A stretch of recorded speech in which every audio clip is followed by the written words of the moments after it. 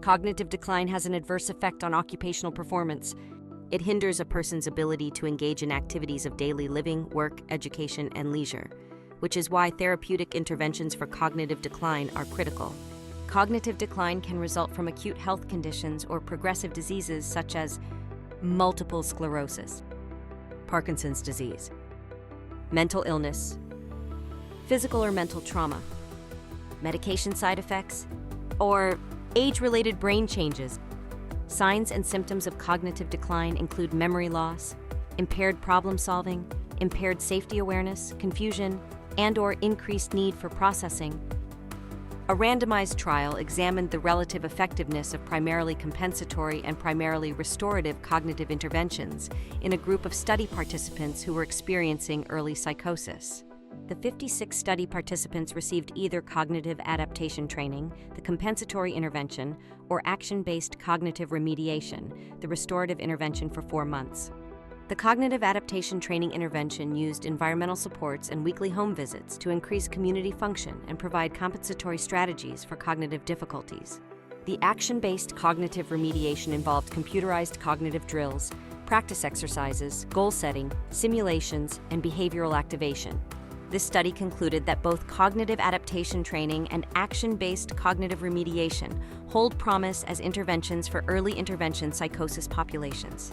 Researchers felt more work is needed to identify illness severity, subtype, and contextual considerations that might emphasize more compensatory versus more restorative cognitive interventions.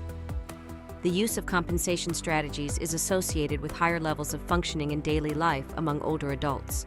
These findings provide a strong rationale for developing interventions targeting such a strategy. Therapeutic interventions using compensatory strategies are also effective for people who have a traumatic brain injury. Compensatory strategies include environmental modifications to promote physical safety, creating a clutter-free space using non-slip rugs, installing bathroom grab bars, and adequate lighting can prevent falls.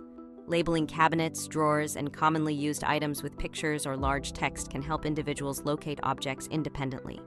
Using timers to remind the person to take medications, check on items being cooked in an oven, or change activities.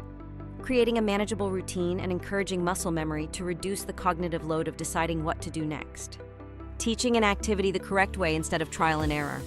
This compensates for decreased problem solving and encourages muscle memory for completing a task.